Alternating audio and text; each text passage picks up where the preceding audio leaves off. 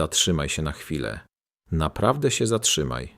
Nie tylko ciałem, ale sercem, bo za moment usłyszysz coś, co może zaboleć, ale tylko dlatego, że dotyka prawdy. Możesz całe życie się modlić i nigdy nie spotkać Boga. Możesz odmawiać wszystkie modlitwy, robić wszystko jak trzeba, a jednocześnie uciekać przed Nim coraz dalej. I możesz nawet tego nie zauważyć. Aż pewnego dnia odkryjesz, że jesteś człowiekiem zmęczonym, smutnym, wewnętrznie pustym. Choć przecież wszystko robiłeś dobrze.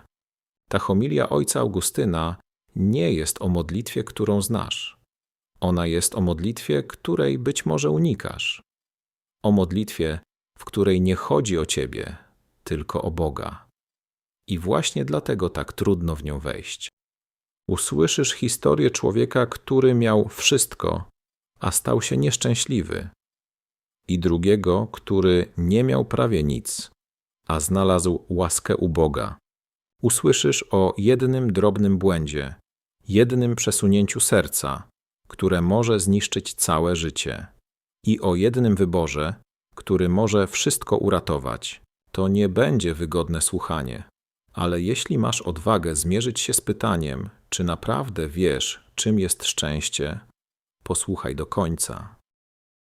Więc zadajmy to pytanie, bracia i siostry, czy dla ciebie modlitwa jest chwilą, na którą czekasz? Na przykład dzisiaj. Czy dzisiaj czekasz na chwilę, w której spotkasz się z Bogiem? Tak jak czekasz na przykład na chwilę, żeby spotkać się z ojcem, matką, dzieckiem, bratem, siostrą, mężem, żoną, narzeczoną, osobą ukochaną.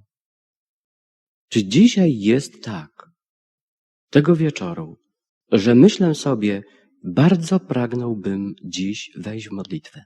Marzę o tym, bo chciałbym Ci uczynić przyjemność. Bo chciałbym wiedzieć o tym, że dla Ciebie jest szczęściem, że jestem z Tobą. Bo to jest prawda.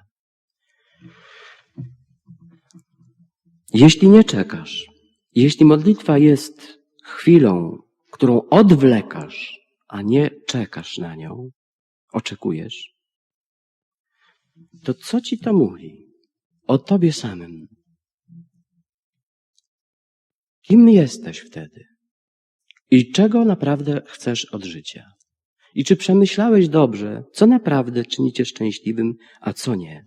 Bo jeszcze raz powtórzę, możesz się czuć szczęśliwy tylko wtedy, słusznie i zasłużenie i prawdziwie, kiedy nie myślisz o swoim szczęściu, tylko chcesz uszczęśliwić Boga i innych ludzi.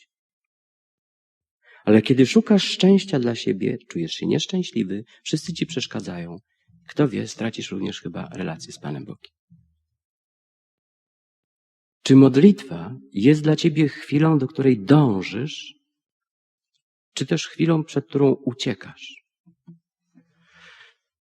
Mnie w życiu zdarzały się takie chwile, kiedy nie chciałem się spotykać z Bogiem, a miałem już bardzo dobrą relację z Nim. I nagle pomyślałem sobie, że coś innego może mi zrobić, że coś innego potrzebuję. Dlaczego? Bo nagle zapragnąłem być szczęśliwy dla siebie. I zacząłem unikać Jego spotkania. Ja wszystkie modlitwy przepisane, pomodliłem się wszystkimi przepisanymi modlitwami, wszystkimi, które powinienem. Ale nie chciałem zrobić czegoś z przyjemności dla Niego, żeby Jego uszczęśliwić. Nie chciałem się z Nim spotkać. Już mi się nie jawił jako szczęśliwy Bóg, jako Bóg, którego ja mogę uszczęśliwiać i On może być moim przyjacielem. I pamiętam, że w tamtych etapach mojego życia ja popadłem w wielkie nieszczęście. Mało tego, że popadłem w jakieś grzechy, ale popadłem w wielkie nieszczęście, wielki pesymizm życiowy, ogromny smutek. Stałem się ponurym człowiekiem. Chociaż nie brzmi to zbyt mądrze, albo nie jest to wyszukany termin, chociaż nie jest to, co powiem, błyskotliwe, to jednak to, co naprawdę daje mi sens życia, to jest uszczęśliwianie mojego Boga w modlitwie. Wiem o tym na pewno. Większość z nas musi raczej zwlekać z odpowiedzią, albo dobrze się zastanowić, czy modlitwa jest chwilą, do której dążę, czy też nią odwlekam, odkładam. Lubisz się modlić? Sprawia Ci to przyjemność, dlatego że chcesz sprawiać przyjemność Bogu. Czyli wchodząc w modlitwę, mówisz, tak bardzo chcę Ci sprawić przyjemność, mój Boże. Dlaczego mielibyśmy unikać Go? Bo jesteśmy uprzedzeni do Boga? Bo jesteśmy Nim znudzeni? Bo nie ma dialogu? Bo On się nie chce odzywać, nie chce nic mówić? To nieprawda. 73 księgi Jego rozmowa. Jakbym zaczął teraz, to do rana bym nie skończył. Tyle ma do powiedzenia Bóg. A ile jeszcze więcej można z tego wydobyć? Mnóstwo. Bóg jest dość rozmowny. Nawet jest słowem, że tak powiem. I potrafi mówić. Tylko my możemy w ogóle nie chcieć Jego słuchać. Możemy sami być zatkani wewnętrznie, jak Saul. Saul już nie słyszał Boga. Dlaczego? Bo też nie słyszał siebie. Ja nie słyszę Boga wtedy, kiedy ja nie chcę znać prawdy o sobie. Samarytanka, myślę, że unikała nie tylko ludzi, ale również Boga. Nie chciała się modlić. Dlaczego? Bo coś ukryła. Czy chcesz nauczyć się i czy dzisiaj pragniesz wejść w taką odwagę usłyszenia Boga, który mówi prawdę o tobie, wszystko ci powie, powie z miłością? Czy masz odwagę przyznać się do siebie samego, poznać siebie, spotkać się z Nim? Czy masz odwagę w modlitwie powiedzieć Mu wszystko? I czy masz odwagę uwierzyć w to, że we wszystkim Cię Bóg bezwzględnie i bezwarunkowo kocha? Że nie ma niczego w Tobie, co Jego by zgorszyło lub odrzuciło. Wiem, co mówię. Sam tego doświadczyłem. Niczego we mnie nie znalazł, co spowodowałoby, że powiedziałby mi, nienawidzę Cię. Chociaż wielu ludzi znalazłoby we mnie wiele powodów do tego, żeby mnie znienawidzieć, a ja sam też przyglądając się sobie, mógłbym nie znieść własnego widoku własnego sumienia, swoich wspomnień, swoich przeżyć. Ale On nie. Ludzie interesują się głosami z zaświatów, chodzą do wróżek, do magów, stawiają sobie karty, używają tabliczek Ouija, ale przecież jest Bóg i ma Słowo.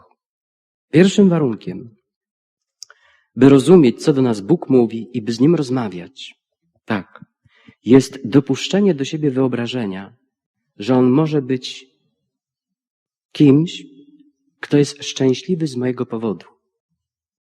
I że moja obecność na modlitwie jest dla Niego uszczęśliwianiem Go.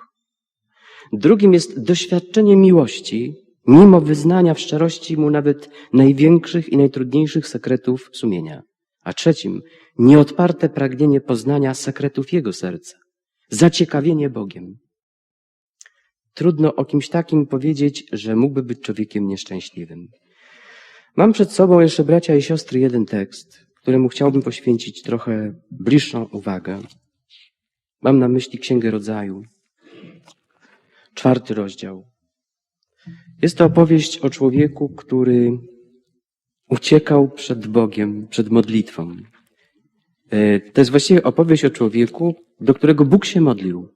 Mimo tego, że ten człowiek był bardzo złym człowiekiem. Ale Bóg się do niego modlił. I niestety zamknął się przed Bogiem strasznie, co spowodowało, że cała jego rodzina, cały jego ród później miał ogromne kłopoty. Z czym? Z nieszczęściem. A zaczęło się tylko od jednej rozmowy, od jednego spostrzeżenia, od kilku słów. Posłuchajcie tego tekstu. Będę go na żywo komentował. Mężczyzna zbliżył się do swej żony, chodzi o Adama, Ewy, a ona poczęła i urodziła Kaina i rzekła, otrzymałam mężczyznę od Pana. Zatrzymam się chwilę przy tym wierszu. Potem urodziła jeszcze Abla, jego brata. Kropka. Specjalnie jeszcze dodałem ten wiersz. Zwróćcie na to uwagę, że kiedy Ewa urodziła Kaina, to powiedziała, na pewno z pewną dumą można przeczytać te słowa, otrzymałam mężczyznę od Pana. Wyczuwa się tu pewną emocję, pewne zadowolenie. Jest zadowolona, że ma dziecko, że ma chłopaka, jakiegoś wyjątkowego, ponieważ wydała nawet okrzyk zachwytu. Otrzymałam mężczyznę od Pana. Otrzymać w języku hebrajskim jest słowem, które ma związek ze słowem Kain. Kanach. Kanach to jest rdzeniowo pierwotne słowo wobec Kain. Kain może oznaczyć człowieka, który jest darem dla kogoś, Albo może wywodzić się jego etymologia od metalu, od kogoś, kto kuje metal, jest kowalem po prostu. Kain, kowal, człowiek metalowiec jakiś. Ale na pewno kowal też swojego losu. Człowiek, który sam chce sobie wykuwać los i jest silnym człowiekiem, jest mocnym, jest kowalem. Po prostu mocne uderzenie. Natomiast kiedy urodziła Abla, zwróćcie na to uwagę, nie powiedziała ani słowa Ewa. O czym to mówi? Że od pierwszych chwil istnienia Kaina matka go faworyzowała. I od pierwszych chwil istnienia Abla matka go pomijała. Domyślamy się, dlaczego się później tak stało, jak się stało. Właśnie w tym momencie się to wszystko wydarzyło. Jedno pominięcie i jedno faworyzowanie. Tylko zadam wam pytanie, co jest lepsze? Być pominiętym przez matkę czy faworyzowanym? Przerażające pytanie się pojawia, nie? Bo tutaj w tym świątyni jest kilka albo kilkanaście osób, które były pomijane przez swoich rodziców i do dzisiaj wydaje im się, że się to źle stało. Bardzo dobrze się stało. Lepiej być pominiętym niż kochanym. Wiem to o sobie, bo moja matka mnie faworyzowała. Miałem jeszcze 2 siostry i ona mówiła tak, Piotruś, chodź. Ja mówię, gdzie? Chodź tu w kuchni. Tylko nie pokazuj tego siostrom. Wyjęła mi czekolady i dawała. I mnie wytresowała do tego, że mnie się należy zawsze od życia to, co najprzyjemniejsze. Słodycz życia. Z tego powodu strasznie cierpiałem. Ona nie wiedziała, jakie mi zadała przez to wielkie nieszczęście, nie? Jak mnie źle ustosunkowała do istnienia, do życia. Bardzo kochana matka.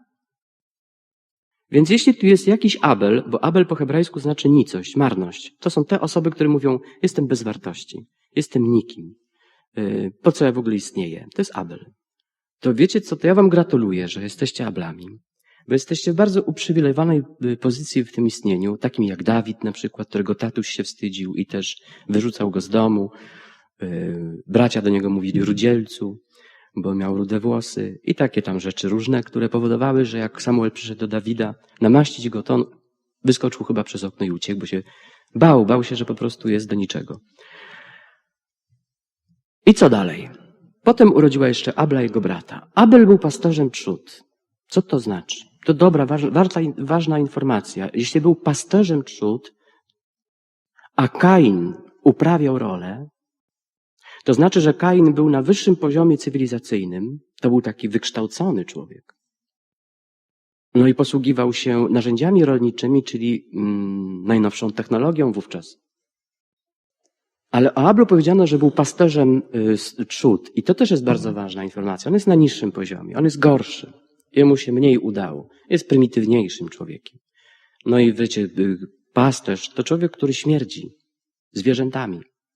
To człowiek, który nie budzi jakiegoś szczególnego zachwytu. Kain był na wyższym poziomie. I popatrzcie, los ustawił tego człowieka bardzo dobrze, tego Kaina. On nie miał powodów do zazdrości czy do nienawiści. Żyło mu się lepiej. Kochany przez mamusię, na wyższym poziomie i tak dalej.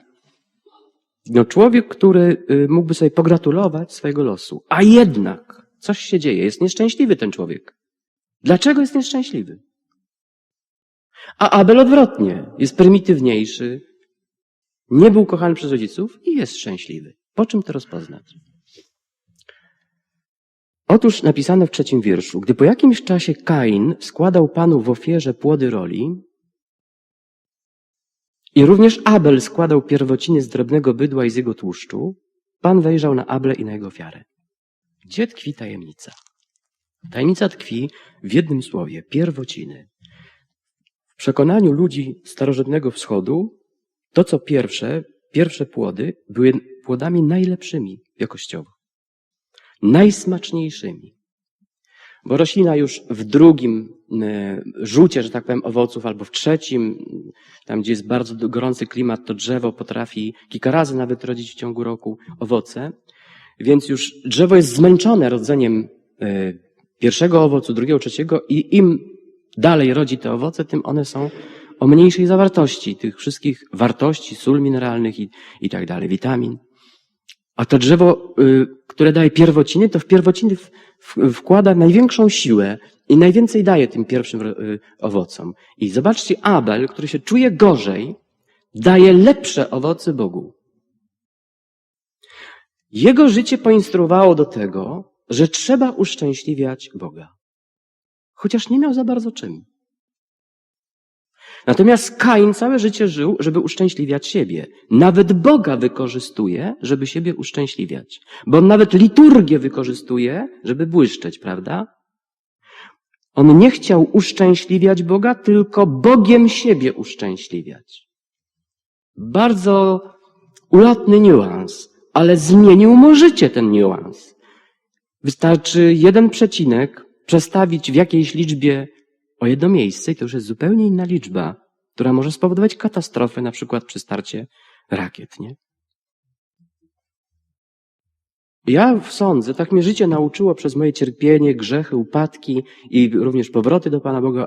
Uczyłem się jednego od Boga, że nie można lekceważyć tego, co jest bardzo głębokie, tego, co jest ulotne, tych pierwszych myśli. O co mi naprawdę chodzi? Że nie można lekceważyć sobie ducha motywacji. Że nie można życie nie przemyśleć. Że to jest ogromnie wielkim marnotrawstwem, jeśli człowiek nie przemyśli swojego życia. To znaczy nie zastanowi się nad motywacjami. Do czego dąży, w jaki sposób dąży, co chce osiągnąć. Muszę wszystko dobrze to rozpoznać. Jeśli tu popełnię jakiś błąd, mogę być przez całe życie nieszczęśliwy, innych unieszczęśliwiać i jeszcze zginąć fatalnie i żyć w wieczności w smutku, nie? Więc Abel oddawał Bogu to, co z pierwocin miał. Kain nie. Już starożytne midrasze, komentarze żydowskie mówiły, że Kain oddawał to, co najgorsze Bogu. To, co byle jakie było. Dla siebie brał najlepsze. Niby nic, jedna ofiara i zmieniła życie tego człowieka na wszelkie lata. Pan Bóg, chcąc wynagrodzić Ablowi to, że każdy go pomijał, wejrzał na jego ofiarę.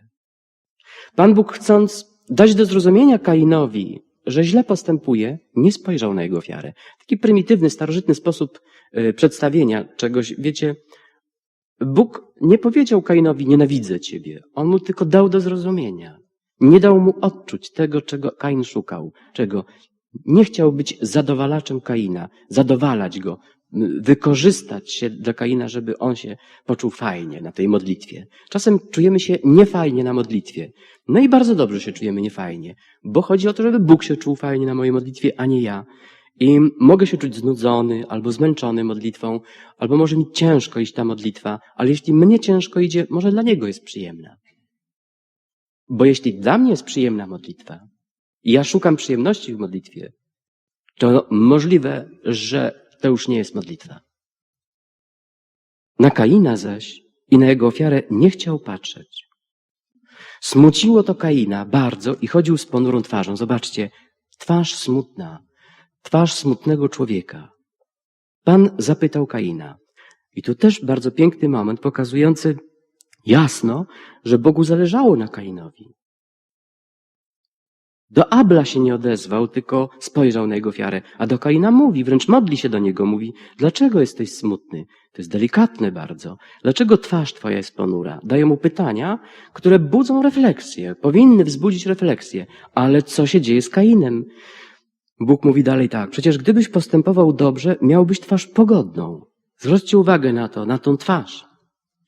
Masz ponurą minę, masz ponurą twarz. Dlaczego? Jesteś nieszczęśliwy. Dlaczego? Bo o co ci chodzi w życiu? Chcesz tylko dla siebie wszystko i dlatego jesteś nieszczęśliwy. Uganiasz się tylko za szczęściem dla siebie i za przyjemnością. Dlatego smutny jesteś. Gdybyś postępował dobrze, co to znaczy dobrze? Gdybyś zaczął uszczęśliwiać swojego brata Abla, mnie, poczułbyś się dobrze. Jeżeli zaś nie będziesz dobrze postępował, i tu ostrzegał go Bóg, grzech leży u wrót i czyha na ciebie, a przecież ty masz nad nim panować. To nieprawda, że grzech jest silniejszy od nas. Jest tylko wtedy silniejszy, kiedy nie szukamy Pana Boga. Wtedy już każda sytuacja może nas położyć. Kiedy nie chcemy uszczęśliwiać Jego. Ja jestem wzruszony tym, jak Bóg do Kaina delikatnie przemawiał. Ile słów do niego powiedział. Jak bardzo chciał zmienić życie Kaina. Nie zostawić go w tej niebezpiecznej pozycji. Czyha na ciebie, a przecież ty masz nad nim panować. No tak. Ja tutaj chciałbym zwrócić jeszcze uwagę waszą na ponurą twarz. Tu sobie pozwolę na trochę hebrajszczyzny. Otóż ponura twarz to jest wyrażenie dość eufemistyczne, tak bym powiedział. To jest tak jakby o tornado powiedzieć, że to jest mrzawka.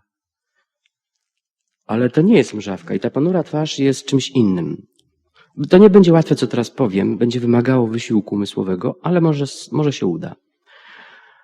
Jest tam takie hebrajskie określenie zapisane nefalo panecha. Słowo twarz, pan, panach i nefalo. Od nafal. Nafal albo napal to jest tyle, co upaść, strącić, załamać się, rzucić, wklęsnąć, przepaść, zagubić się, runąć. Czyli mógłbym tak powiedzieć, że Kain chodził z runiętą twarzą, z zapadniętą twarzą, tak jakby mu się zapadło oblicze. A to słowo nafal w pewnej wokalizacji znaczy też poroniony płód, czyli chodził jakby był poroniony. Dlaczego? I znowu tu mądrość tego słowa. To słowo nafal również oznacza w pewnych okolicznościach w Biblii, Nefilim na przykład, olbrzymów, gigantów, którzy mieli gigantyczne aspiracje, synów upadłych aniołów. Ciekawe skojarzenie. Ale te litery jeszcze w innej wokalizacji tworzą jakby rdzeń jego grzechu, bowiem palach to jest być wyróżnianym. Tak jakby to słowo chciało zasugerować czytelnikowi tak, że jeśli ty chcesz być wyróżniany i to jest dla ciebie najważniejszy cel w twoim życiu, jeśli nie jesteś skromny, to ty będziesz chodził z zapadniętą twarzą, będziesz wszystkich nienawidził i wszystkim zazdrościł i cały czas będziesz narzekał na życie. Jeśli nie zrozumiesz, na czym polega szczęście. Dla mnie ten 4 rozdział Księgi Rodzaju, zobaczcie, bardzo wcześny rozdział, jeden z pierwszych rozdziałów Księgi Rodzaju, jest